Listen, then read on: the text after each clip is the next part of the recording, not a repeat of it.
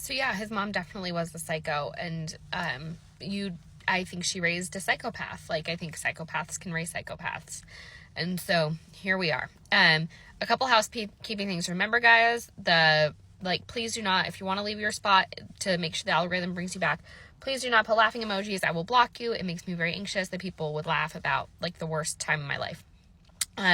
I also, yes, for those of you who said, like, write a book, I want to write a book so freaking badly, but right now I work 3 jobs, guys, so I don't have time to write a book. So if you want to support me, like, share, subscribe, repost my videos.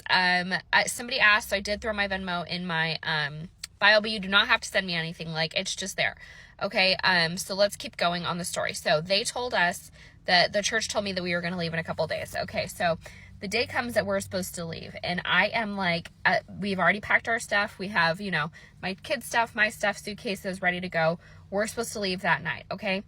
I end up getting a call from the jail. It's him, and I have a couple people in my house trying to help me get everything ready.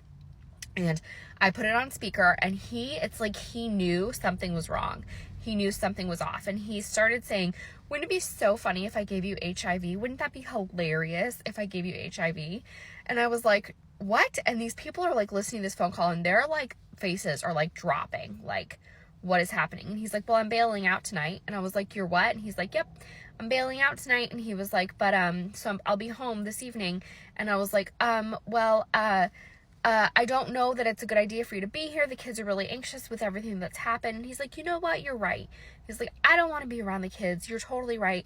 In fact, I just want to be around you. And I was like, what? And he was like, well, I would just like it if you picked me up and we went somewhere to talk. And I was like, I don't know that I can pick you up. Like, my car, like, it doesn't. And he was like, I know. And he's like, well, you can always give me an Uber and I can always come meet you somewhere. We can meet in a park. We can do whatever you want. And I was like, this man is going to unalive me. And I was like, what time do you think you'll be bailing out? He's like, oh, I don't know. We'll see. And then I hung up the phone and I was like, I got to figure this out. So I start calling bail bonds companies, like, in the Las Vegas area. And I was like asking them if they're bailing him out. And this one finally said, I told you to stop calling. Like, yes, I went and posted, like, it's going to take a minute, blah, blah, blah. They said that he would probably be out by 9 o'clock. It is now like 7 p.m. And we're supposed to leave, like, so this is like the night before we're supposed to leave, like, the next morning. And it's like 7 o'clock at night. And my kids are already upstairs in bed. And I'm like, what am I going to do? So my friends are standing there and they're like, okay, here's what we need to do. Call your bishop, tell him what's happening. I call my bishop, I tell him what's happening. He's like, all right, we need to get you to a safe house. So they found a safe house. So somebody in Las Vegas lived in a guard-gated community on a separate golf course, okay? And so they were going to let us stay there for the night. And so my bishop came and he parked outside of my house, like, blocking the driveway, while, like, the one best friend that I had came and she helped me load the kids into her car. And I will never forget, like, her carrying them down, like, one by one asleep and, like, putting them in her car. And I remember looking around at the house, like, I can't believe I'm going to be free. Like, this is crazy. Like, I don't even know what to do. And we get them in her car and we go spend the night at these people's house, okay? I'd never spent the night there before. Like, we're just there. So he ends up blowing up my phone. He gets out of jail. He has his phone. He's blowing up my phone. And he's like, where the fuck are you? Like, I told you needed to meet me. And I was like, the kids and I are somewhere safe. Like, I just didn't want to be there in case you came home. And he was like, okay, well, where are you? Tell me where you are. And I didn't want to tell him anything. So I was like, the kids and I are just going to be safe. We're going to be very safe. Like, I don't want you to worry about us. And he was like, I'm heading home and you better tell me where you are. And I laid there that night so freaked out that he was going to show up where I was. I was like, God, I don't think we're going to make it on this plane. So the next morning comes and this family takes us to the airport. And they, said goodbye. And I was like, okay, I had a prepaid card with $100 on it from my bishop and some plane tickets. Okay. And so I had one prepaid card with $100 that was for food for the day. And then I had one prepaid card to check our luggage. All right. And there were supposed to be other people on the other side waiting for us. So the bishop in North Carolina had already been alerted that we were coming. They were getting a place ready for us. They were getting everything figured out on their end. We just needed to get there. So I go, and, like, my kids are so very small. They'd never flown before. And I hadn't been let out of the house by myself, and God knows how long. Like, I didn't even know what to do. So I check in our luggage and I, like, go. And in Las Vegas, guys, when you, like, cross, like, if you want to get to, like, a gate, you have to get on this like tram that like shoots you to the gates, right? So I have 3 little kids. They're coming with me, and I am like shaking because I don't know that I'm going to be able to do this. And y'all, I had Stockholm syndrome so bad that this might seem so twisted. Like, it might seem so crazy to you. But I stood there. I couldn't get on the tram. I physically could not get on the tram. I was terrified.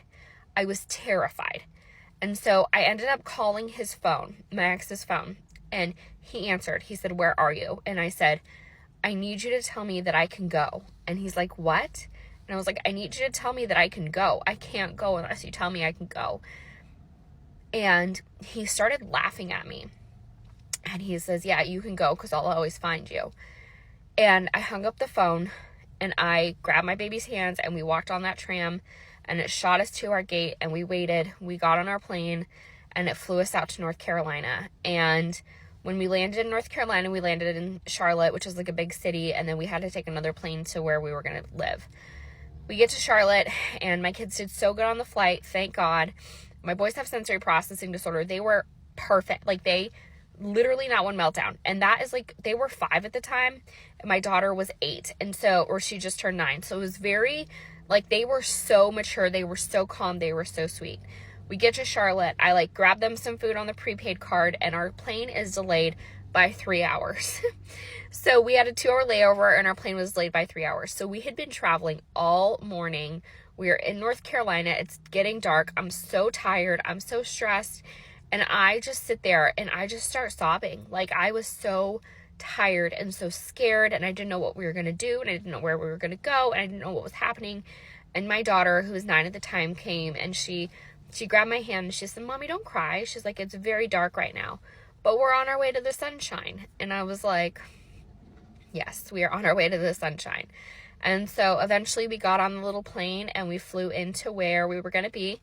There was people on the other side to meet us. They took us out to dinner, and then we stayed with someone for about 2 weeks until our apartment was ready. And during those 2 weeks, my ex was contacting me constantly, and the church was like, you cannot tell him where you are. So I'm like, I'm not going to tell him where I am. It was literally, I would say, 3 days in, and I have screenshots of this, and I've posted them before, where he goes, "How's the weather?" And he lists the town I was in. And I was like, "What?" And he's like, "How's the weather?" And I was like, "What are you talking about?" He's like, "I know where you are. I'm just checking the weather." And that was terrifying. I called the Attorney General's office. I said, "He knows where we are." And they were like, "Yeah, we know he knows where you are." And they're like, "We're trying our best." Like, they went in front of a judge. They got a permanent no contact order issued. They showed the judge all the evidence that he wanted to unalive me. They ended up getting a permanent no contact order in place. They said, if he shows up, you can use this no contact order, and he could be arrested.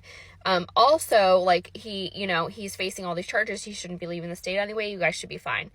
We get to, my bishop comes and gets me after we'd been with that family for a couple weeks, and he was my bishop, sweetest man. I owe this man like my life. He was so good to us. Like, this man is like the best man I've ever met in my entire life.